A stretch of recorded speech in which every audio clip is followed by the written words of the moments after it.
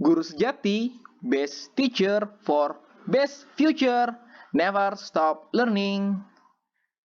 Bapak Ibu guru semua, pada video seri belajar guru, materi kali ini ialah tentang pedagogi, yaitu teori belajar.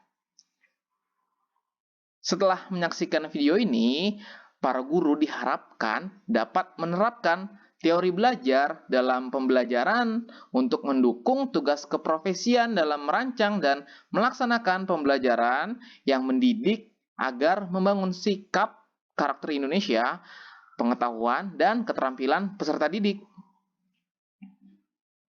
Nah, teori belajar yang akan kita bahas yaitu tentang teori yang pertama, yaitu teori behavioristik.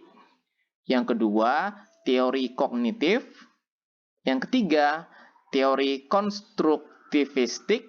Dan yang keempat adalah teori belajar humanistik. Dan keempat teori ini akan kita bahas secara lebih mendalam, baik itu teori belajarnya maupun implikasi dalam pembelajarannya. Nah, pada teori belajar yang pertama yang akan kita bahas adalah teori belajar behavioristik.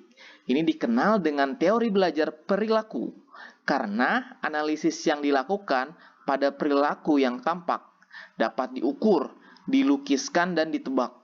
Teori ini memandang individu sebagai makhluk reaktif yang memberi respon terhadap lingkungannya.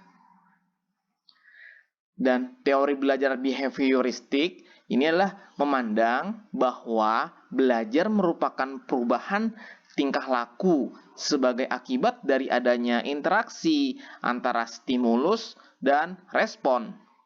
Menurut teori ini, apa yang terjadi di antara stimulus dan respon dianggap tidak penting untuk diperhatikan karena tidak dapat diamati dan tidak dapat diukur.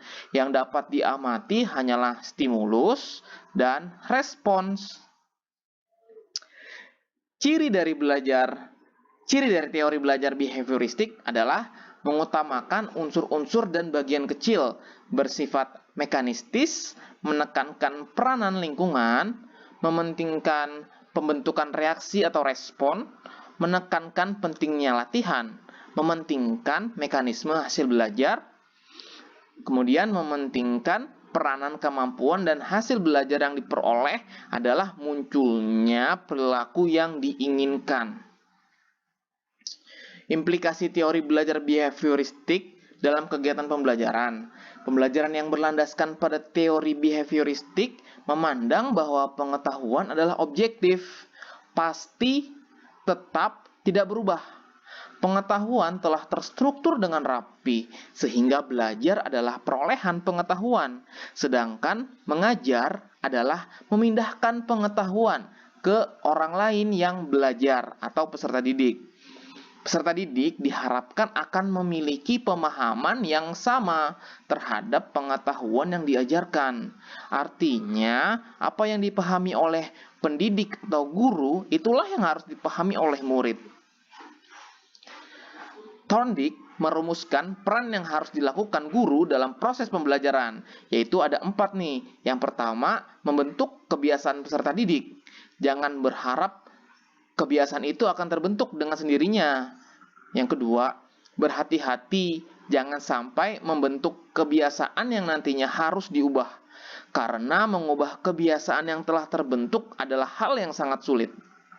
Yang ketiga, jangan membentuk kebiasaan dengan cara yang sesuai dengan bagaimana kebiasaan itu akan digunakan. Dan yang keempat, bentuklah kebiasaan dengan cara yang sesuai dengan bagaimana kebiasaan itu akan digunakan.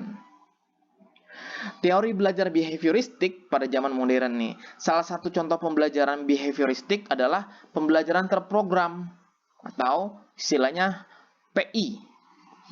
PI, Program Instruction, di mana pembelajaran terprogram ini merupakan pengembangan dari prinsip-prinsip pembelajaran operant conditioning yang dibawa oleh Skinner. Aplikasi teori behavioristik berkembang pada pembelajaran dengan PowerPoint dan multimedia. Pembelajaran dengan PowerPoint cenderung terjadi satu arah. Materi yang disampaikan dalam bentuk PowerPoint disusun secara rinci dan bagian-bagian kecil. Kemudian, pembelajaran dengan multimedia.